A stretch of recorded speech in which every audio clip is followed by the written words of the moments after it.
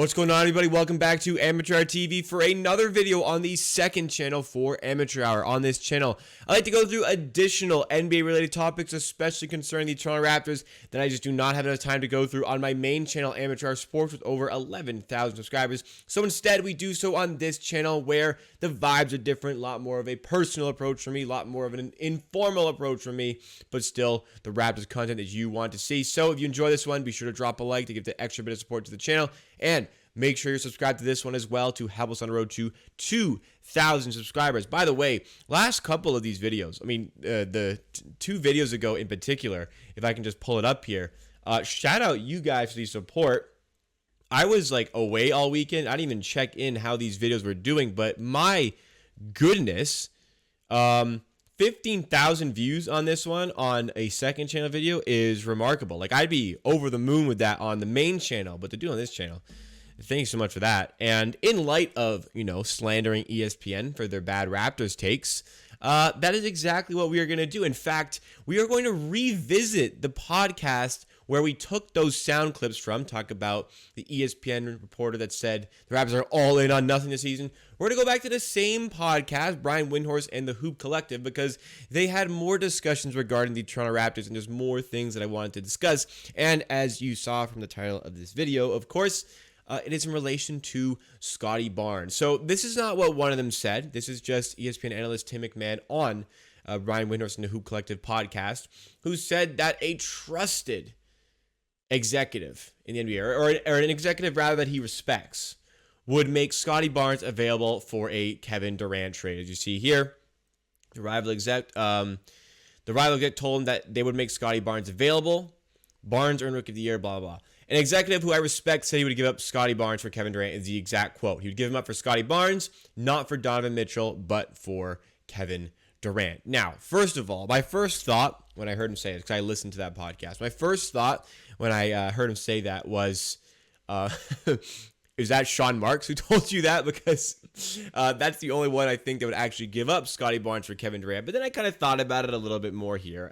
Thankfully, the Raptors do not have an executive who would give up Scottie Barnes for Kevin Durant. I think our executive, who has put together a championship caliber team, not even championship caliber team, an actual championship in the last few years, he kind of knows what he's doing. He's going to hang on to Scottie Barnes. I think the Raptors fans, like the grand majority of Raptors fans at least, will say that that is a good decision. They would not trade Scottie Barnes to Kevin Durant. That's not nothing against Kevin Durant in terms of his ability. That's a testament to how much we appreciate how good we think Scottie Barnes is as a player. So I wouldn't do it either. But then I tried to figure out which team would have done something like that. Which team would actually trade a player of that caliber for Kevin Durant? And, this is an executive that he respects. I don't know if he respects all of them, but like this screams out Sacramento Kings vibes to me. I don't know about you guys. This screams Sacramento Kings to me. I'm not. This is not exactly what the full video is about. This is more about Barnes, Durant, and I guess the reports that came out today about Kevin Durant not getting traded. But if I had to guess, this has to be like a Sacramento Kings to trade Tyrese Haliburton for Domantas Sabonis, who is a good player, but to trade Haliburton, like the Kings never get the draft right. And the one year they do, they get a good player, not only a good player, a player who wants to be in Sacramento. They trade him.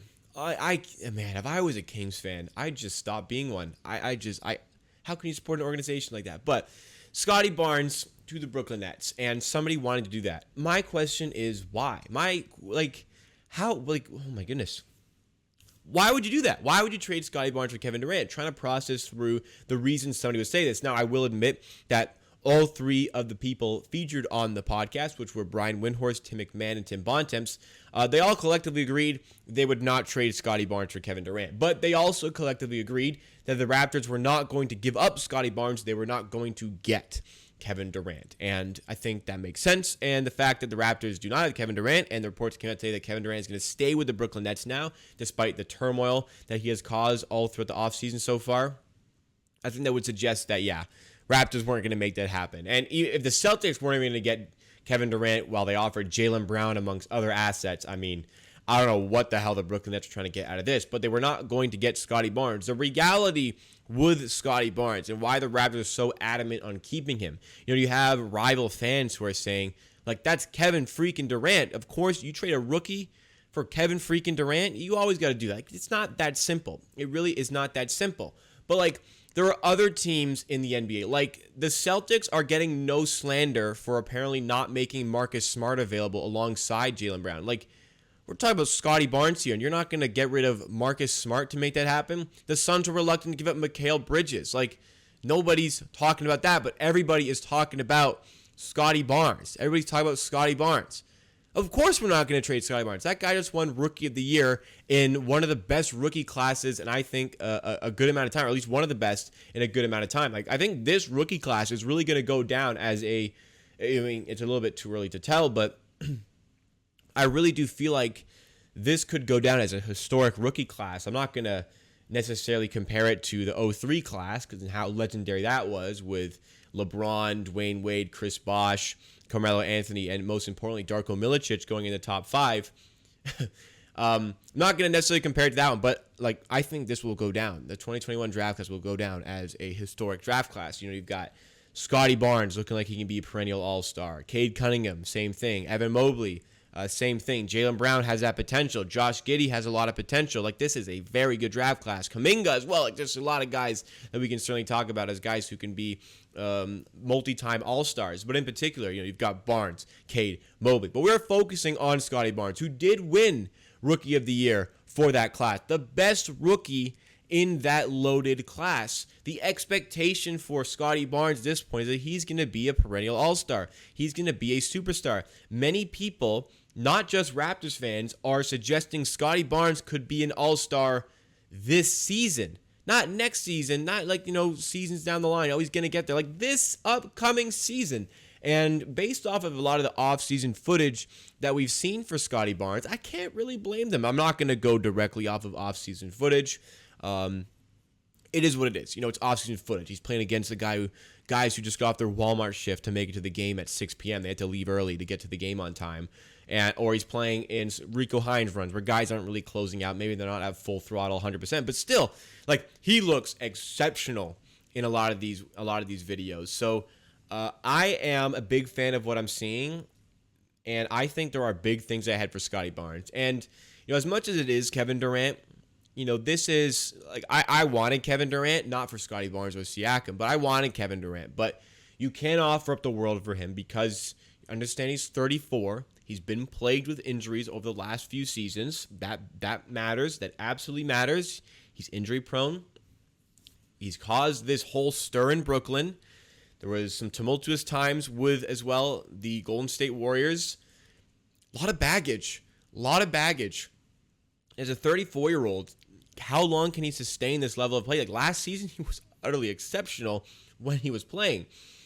But the Brooklyn Nets got swept in the playoffs. He kind of got held quite a bit by that Boston Celtics defense. I would have loved Kevin Durant, but I'm not willing to part ways with Scottie Barnes or Pascal Siakam for that matter in order to make that happen, and that is ultimately why the Brooklyn Nets are going to hang on to Kevin Durant. The thing about them saying they're going to keep Kevin Durant here, like, it's just they didn't get the offer they wanted. So they had to, scramble to kind of make it work. I'm a little bit surprised they were able to, get him to go back, but they would have traded him if they got a good offer that they wanted. And if the Raptors were to today all of a sudden go, okay, we'll offer Scottie Barnes, Kevin Durant would be traded. Like, that trade would be done by the end, maybe not end of the day. By the end of the week, if the Raptors offered Scottie Barnes, Kevin Durant would be in a Raptors uniform. I am 100% certain. Like, I'm so certain of that. But the Raptors are not going to do that because they recognize what they have. They have the possibility of 10 plus years of sustainable success for this player being the number one guy in this team. We spent so long trying to find, or we've spent a while since Kawhi left. We spent this time trying to find the guy who can be the number one player on our team, number one guy on a championship contender. And the thought process is that Scottie Barnes can do that for the better part of a decade. So why on earth would you trade that? Why on earth would you do that for only two really good years of Kevin Durant? The rival executive in question, I am very happy he's not an executive with the Toronto Raptors. Very, very happy because I don't know who this guy's team is, but like the fact that he would do that kind of makes it seem like this is somebody who's a little bit desperate as an executive, maybe screaming a little bit of New York Knicks vibes as well. Like this just seems like somebody who is desperate, who does not understand sustainable success like Masai does, like the Raptors do. And, he's just willing to do whatever it takes to get a good player in because he can't develop them. His team can't develop them. His team can't scout them like the Raptors do. So that's the way it is. The Raptors will not be trading Scottie Barnes. Kevin Durant will not be getting traded. And I think that's for the best for the Raptors, keeping on to Scottie Barnes. Of course, like, how can you disagree with that? Come on. But that is it for today on Amateur TV. Just want to give you guys a shout out again. Thank you so much for supporting the second channel. Got to keep it 100. I don't, like, you can tell, I'm not putting in a ton of effort into these. It's just I like documenting my opinion on various Raptors-related matters more so than, it takes me like a few hours to make an amateur sports video, so I can rip these out in like 20, 30 minutes, get my opinion out there. And I'm just so appreciative that there's people like yourself watching this and supporting this channel. I'm having a lot of fun with it, and I'm just really glad you guys are enjoying it. This channel is growing a lot faster than I thought it would, but I'm along for the ride. If you want to join the ride, make sure you subscribe to this channel for Raptors videos like this 3 to 4 times a week, mostly 3, but sometimes 4. And make sure you like this video as well if you enjoyed, to give it extra bit of support, help grow the channel even further to those people who maybe have not quite run into it yet. But thanks so much. We'll see you next time for another video on Amateur Hour TV.